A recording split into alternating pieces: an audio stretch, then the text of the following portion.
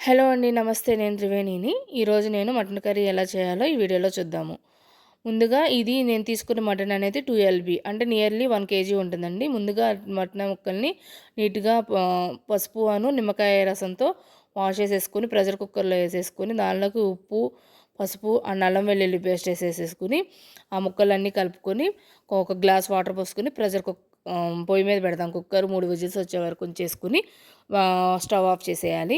దానిలో ప్రెషర్ పోయేలోపు మనము దీనిలోకి మన గ్రేవీ రెడీ చేసేసుకుందాం. దీనిలోకి ఒక టమాటో, ఒక 4 పచ్చిమిర్చులు అండ్ ఒక ఉల్లిపాయ తీసుకొని కోర్స్గా నేను ఇలా పేస్ట్ లాగా చేసేసుకున్నాను. ఈ విధంగా అది పక్కన పెట్టేసుకొని ఈలోపు ప్రెషర్ పోయాక ముక్కలు చూడండి చాలా సాఫ్ట్గా ఉడికినాయి కదా.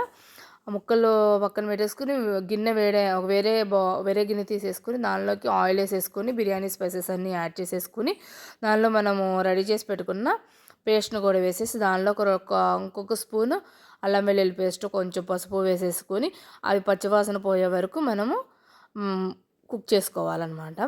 ఆ పచ్చివాసన పోయే తర్వాత పచ్చివాసన పోయాక దానిలోకి మనము కుక్ చేసి పెట్టుకున్న మటన్ ముక్కలన్నీ వేసేసుకోవాలి.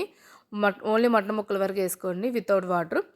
అవి వేసేసాక దానిలోకి మనము కారము, జీలకర్ర పొడి, ధనియాల పొడి అన్నీ వేసేసుకుని ఆ మసాలాలు, ఆ పొడులన్నీ దానికి పట్టేలాగా కలుపుకోవాలి. ముక్కలకు పట్టేలాగా కలుపుకొని తర్వాత దానిలోకి మనము పుదీనా వేసేసుకొని కొంచెం మిగిలిన వాటర్ని కూడా మనం కుక్ చేయగా మిగిలిన వాటర్ని కూడా దానిలోకి పోసేసేసుకొని ఆ వాటర్ అన్నీ దగ్గరికి వచ్చేంత వరకు కుక్ చేసుకోవాలన్నమాట. అలా మధ్యలో కలుపుకుంటూ ఉండాలి. లాస్ట్లో మనము కొత్తిమీర వేసేసుకుంటే మనము కర్రీ రెడీ అయిపోతుంది. ఈ విధంగా దగ్గరికి వచ్చే వరకు మనము కర్రీ ఉడికించుకోవాలి. అంతే ఈజీగా మటన్ కర్రీ రెడీ అయిపోతుంది. ఈ వీడియో కనుక నచ్చితే please like and subscribe and share it. Thank you for watching.